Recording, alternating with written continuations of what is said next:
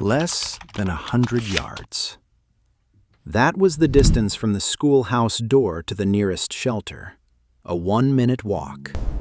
On January 12, 1888, a young teacher stepped into that minute with 3 children.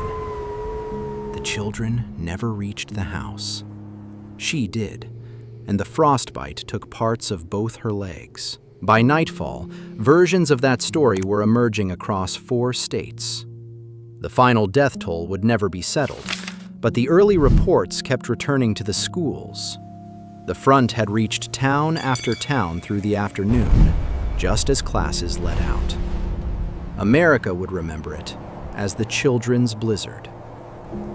The detail most retellings leave out is that a warning existed. It went out over the telegraph that same day, and the forecast identified the main elements of the storm: severe cold, wind, and drifting snow. In its annual report, the Weather Service would still score the year a success. A forecast that was substantially correct, and children frozen less than 100 yards from shelter. Both belonged to the same day. The rest of the story lies in the distance between them. 3 speeds crossed the plains that morning. An Arctic front moved over the ground. A warning moved down the wires. In thousands of one-room schoolhouses, a third clock was running. The stove, the coal bin, the lessons, and the hour when children went home. Which one reached the schoolhouse door first? That is the whole story. The morning itself helped push children out that door. Across much of Nebraska and eastern Dakota, weeks of hard cold gave way to sudden mildness. Some children walked to school in light clothing, without heavy coats or mittens. Adults read the warmth as relief. Warm air ahead of an Arctic front is the air the front is forcing out of its path. The thaw was the leading edge of the blow, and the children walked into it in their shirt sleeves. American weather in 1888 belonged to the Army's Signal Service. On the evening of January 11th, its stations could already see the atmosphere changing to the northwest. As far as the surviving record allows the sequence to be reconstructed, the forecast was not raised to a full cold wave warning that night. The original telegram forms have never surfaced. Their wording survives through reports and newspapers, so the reconstruction has limits. What the record does establish is a loss of hours between that evening and late the next morning. Lieutenant Thomas Woodruff was forecasting inside a fragile system, a St. Paul office barely 3 months old, and created precisely to gain those hours. A telegraph contractor already condemned in writing as thoroughly unsatisfactory, and a jurisdictional struggle with the states. The documents measure the delay. They name no single culprit. Late the next morning, the warning went out. A cold wave for Dakota and Nebraska, with heavy drifting snow farther east. Here, the story turns. A warning has 2 parts: text and route.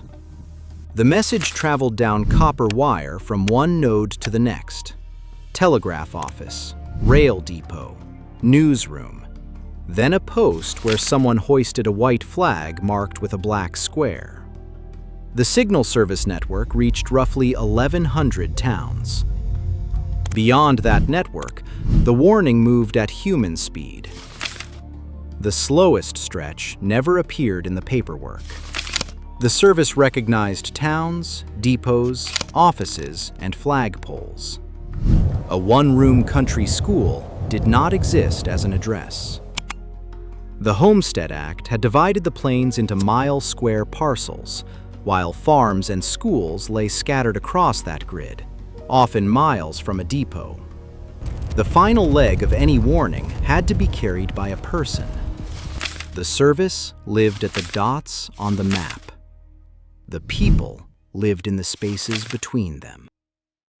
The front, meanwhile, was a wedge of dense Arctic air cutting beneath the warm layer, forcing it upward and spilling across the ground. The sharper the pressure difference along that edge, the stronger the wind. The wind found its ammunition already lying across the plains. Old, dry snow that had remained through weeks of cold. Low temperatures had kept it loose and powdery, ready to lift with the first serious gust. The storm needed little fresh snowfall. The ground already held enough. Station observers recorded what followed minute by minute. The wind shift, the temperature, the hour orders arrived, and the hour flags went up. Their entries became a record of the signal service being overtaken. Taken together, the logs preserved the day in two sounds: the wind and the telegraph key. Bismarck records the wind at 6:30 in the morning. The key taps out the warning at 1:20 in the afternoon, nearly 7 hours behind. At Huron, the wind turns at 12:42. The observer writes that the air has filled with snow as fine as sifted powder. The flags go up at 2:35. By then, the signal describes the weather outside the station window. Farther south, the ledger reads differently. Crete receives the signal at 1:30, while the wind arrives around 4, nearly 3 hours of lead time. The same station records a temperature drop of 18 degrees Fahrenheit in under 3 minutes. Omaha receives its orders at 1:40, and the blow follows at 5:15. Lincoln turns at about 3 in the afternoon, the hour when many country schools were sending the children home. At Rapid City, the order dated January 12th arrives on January 13th, nearly 7 hours late in one place, almost 3 hours early in another, a full day late in a third. And none of those margins mean anything until the air is added. A blizzard is defined by wind and moving snow, and that snow can come from the sky or from the ground. On January 12th, the wind lifted old snow together with the new and ground it into the powder described in the Huron log. Ice crystals this fine and dry can accumulate static charge.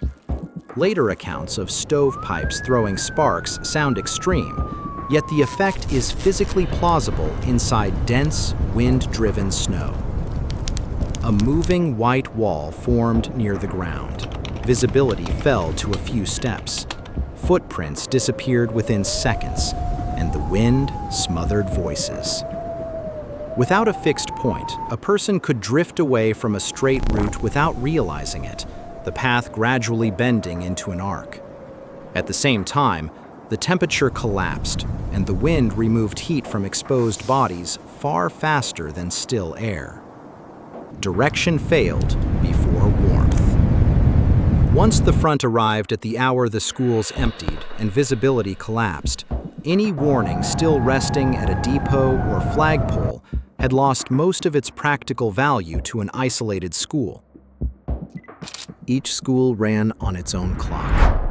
One room, one stove, whatever coal remained, and a teacher who was often the only adult for miles.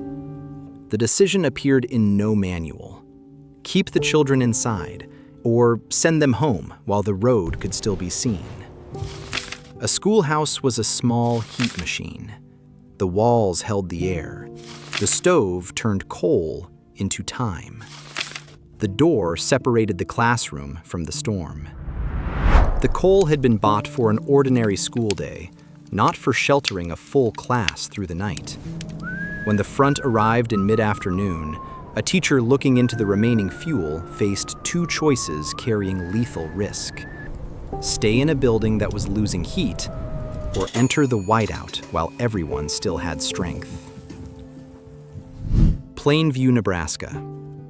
The 100 yards from the opening minute were here. The teacher was Lois Royce. By the end of the day, the fuel was gone and the building was cooling.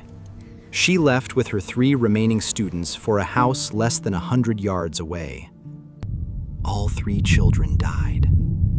Royce survived, and the frostbite took parts of both legs. In a whiteout, Distance stops measuring safety. Orientation measures it, and 100 yards without a fixed point can become any distance. From a warm room nearly a century and a half later, it is easy to treat that choice as an error. In the conditions she faced, there was no reliably safe option. Even a signal that reached town could disappear before it reached a classroom. In Huron, where the station was operating and the flags were flying, accounts of the searches say that teachers allowed younger children to walk home after the front struck. Some children lost their way, and searchers moved out in lines tied together by rope. The flag on the mast and the decision in the classroom existed in the same town. They never met. Other schools reached different outcomes. In Falkton, younger classes stayed until morning. Newspapers reported food being passed along stretched ropes. A later account describes Edith Abel keeping her students inside all night without losing anyone. Another remembers Ellen Rennerfeld leading her group along a line of cottonwoods, using the trees as a guide for the hand when sight had failed.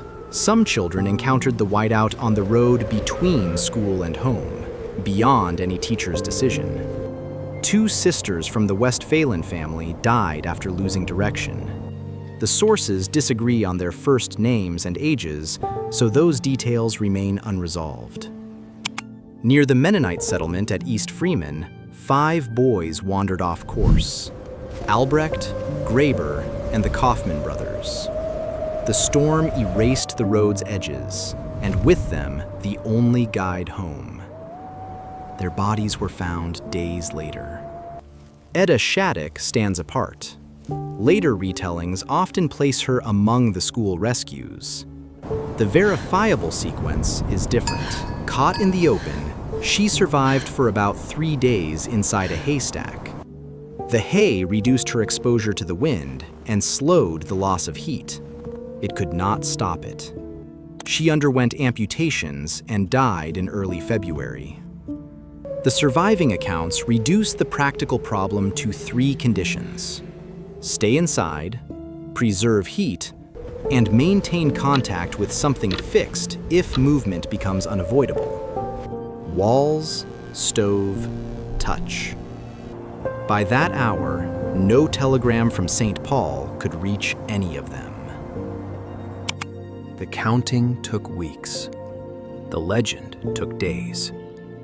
The legend traveled through the same wires and front pages as the warning, moving faster than counties could verify names.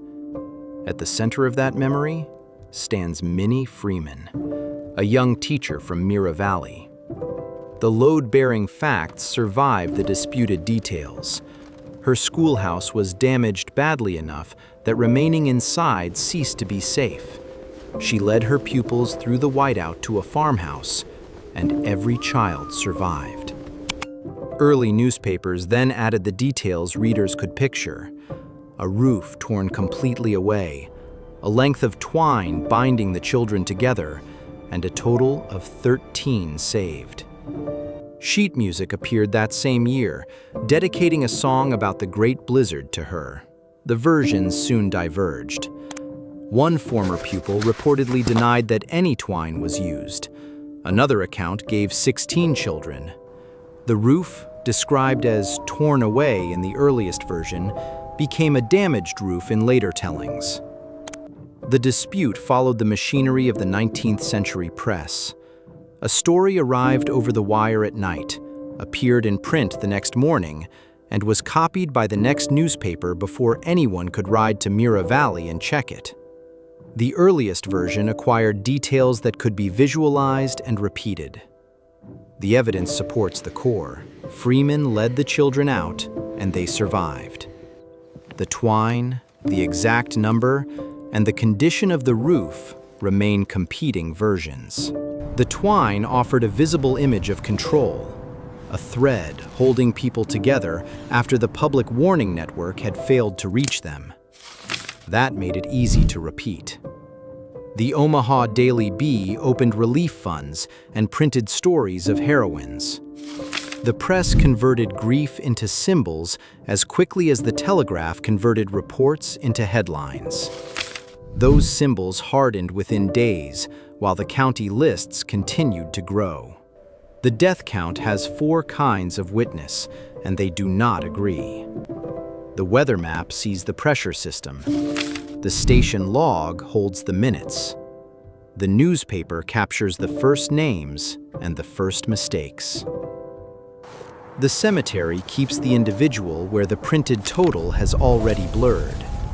By January 16th, newspapers counted roughly 130 to 140 dead and missing, with the lists still expanding. Later histories place the total anywhere from 200 to 500. The figure repeated most often is about 235, yet no name-by-name register has been produced behind it. Early rumors passed 1,000 and remained rumors. That uncertainty had physical causes. Drifts stopped trains, and downed wires silenced the telegraph. For days, parts of the region could not report what had happened. Bodies were recovered for weeks. Some victims, including Shattuck, died later from their injuries. Modern tallies still cannot provide a verified age breakdown. The number of children among the dead remains unknown. The name Children's Blizzard reflects what newspapers and survivors remembered most vividly. It does not rest on a complete count by age. One document remains especially important: the report the Signal Service used to grade itself. A cold wave warning counted as verified when the temperature fell by at least 15 degrees Fahrenheit within a day and dropped below 45 degrees. For the year, the service scored its cold wave warnings at 92.5%. Beside this disaster, the number looks like a typographical error. The arithmetic, however, is internally consistent. The cold wave arrived. The wind and drifting snow arrived. The St. Paul office operated. The messages moved, and the flags eventually rose. By the service's own bookkeeping, the forecast verified. Each component could pass the test assigned to it. No test measured the mile from the flagpole to the schoolhouse door, or whether the signal remained ahead of the front at the last place where a decision had to be made. The system was designed as though the inhabited world ended where the wires ended. The warning existed, and much of the forecast was right. The deaths accumulated in the difference between 3 speeds: the front, the wire, and the school day. And in the final miles, where the network ended and the whiteout erased the practical meaning of distance. The administrative response arrived by May 1st, 1888. The St. Paul office was closed, and authority to issue cold wave warnings returned to Washington. The change treated the catastrophe primarily as a problem of command. The record exposes a wider design failure. Forecast verification and warning delivery were separate systems, and success in the first did not secure the second. The system measured itself as far as the town. The blizzard measured it to the schoolhouse door.